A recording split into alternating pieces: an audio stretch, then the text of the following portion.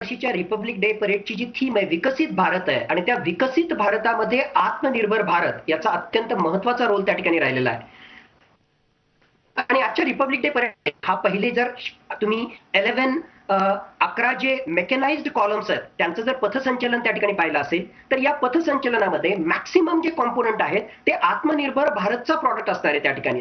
त्याहून महत्वाची गोष्ट आपल्याकडे तर वेगवेगळ्या प्रकारच्या गोष्टींचं निर्माण होतंय ज्याच्या माध्यमातून आपली संरक्षण सिद्धता वाढतीये, पण त्याहून महत्वाचं माझ्या मते की मागच्या काही काळामध्ये आणि भविष्यामध्ये आपल्या देशाच्या सुरक्षिततेला जो खतरा निर्माण करू शकतो त्यांना एक प्रकारे मेसेज देण्याचा प्रयत्न आहे. हे मी का म्हणतो, सुरुवातीला जे आहे आपण T-90 भीष्म हे जे आहे टँक त्या ठिकाणी पाहिला, नाग अँटी टँक गाइडेड मिसाइल्स आपण त्या ठिकाणी पाहिले, Pinaka multi barrel rocket launchers आपण त्या ठिकाणी पाहिले, ड्रोन जॅमर आपण त्या ठिकाणी पाहिले, त्याचबरोबर MR-SAM म्हणजे medium range surface to air missiles पाहिले.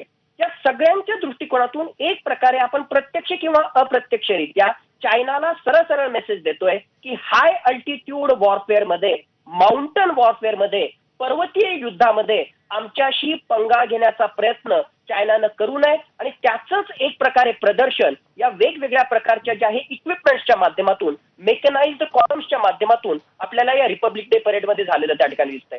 हा पहिला कॉम्पोनंट होता ज्यामध्ये आपल्याला वेगवेगळ्या प्रकारचे मेकॅनाइज्ड कॉलम्स त्या ठिकाणी दिसले.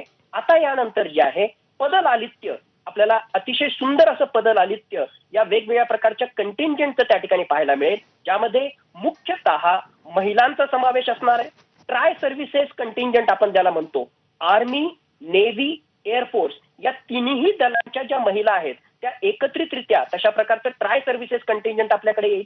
आर्म्ड फोर्सेस मेडिकल सर्व्हिसेसचं सगळ्यात पहिल्यांदा रिपब्लिक डे परेडमध्ये समावेश असणारं ते सुद्धा कंटिंजेंट जे आहे ते आपल्याला त्या ठिकाणी दिसेल. आणि वेगवेगळ्या प्रकारचे इन्फंट्री रेजिमेंट्स, त्याचबरोबर CAPF सेंट्रली आर्म्ड पोलीस फोर्सेसची जे आहेत contingent along with their bands हे सुद्धा आपल्याला येणाऱ्या काळामध्ये आता त्या ठिकाणी पाहायला मिळतील. एकूणच आपण हे सगळे जे सुरुवातीच्या 11 वेगवेगळ्या प्रकारचे जे कंटिंजेंट आले त्यामध्ये मुख्यतः भारताचं सामरिक सामर्थ्य दाखवण्याचा प्रयत्न केला.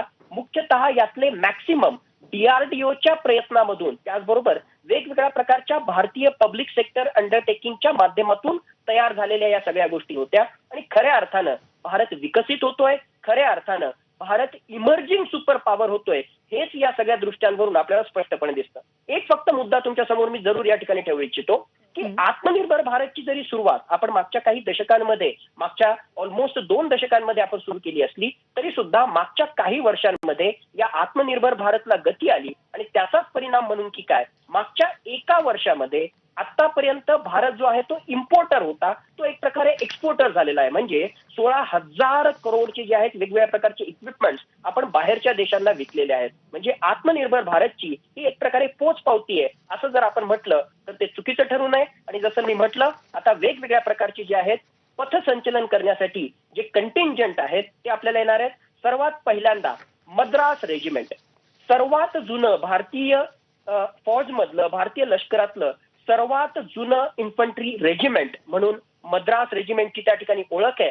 आणि वेगवेगळ्या या इन्फंट्री रेजिमेंटचा जो एक प्रकारे युद्ध घोष असतो त्या युद्ध घोषाच्या माध्यमातून त्यांच्या सैनिकांना एक प्रकारे स्फूर्ती येत असते आणि ते दुश्मनावर तुटून पडत असतात.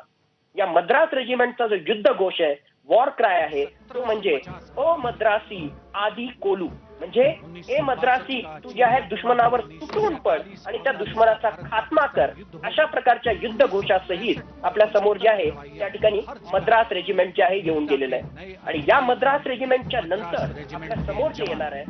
तर थोडंसं थांबवते आपण, मद्रास रेजिमेंटचं जे संचलन आहे ते सध्या पाहतोय.